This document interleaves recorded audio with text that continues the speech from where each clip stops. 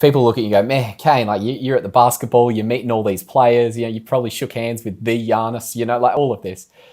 If you could say to them, man, if only you knew behind the scenes, it's bloody, it's this hard, this is crap. What is it that sort of springs to mind that you've really actually disliked about the whole journey? I don't think I've disliked anything at all.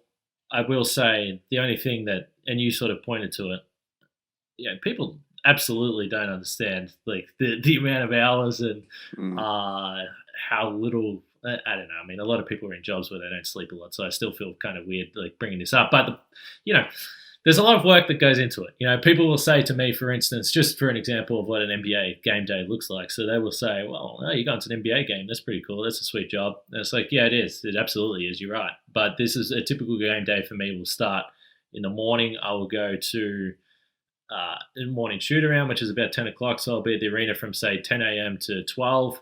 Then I might do a couple of hours of radio. Then I might go home and if for a 7 p.m. tip, I'll go to the arena at a little bit before 5, do pre-game interviews, watch the game, do post-game interviews, maybe write about the game, leave the arena at probably around midnight. So you're at the arena from about 5 to midnight. Then I'll go home. Then I'll record a podcast. I'll edit the podcast, produce the podcast, probably publish that at about 2 or 2:30. Go to sleep at about 3 or 3:30.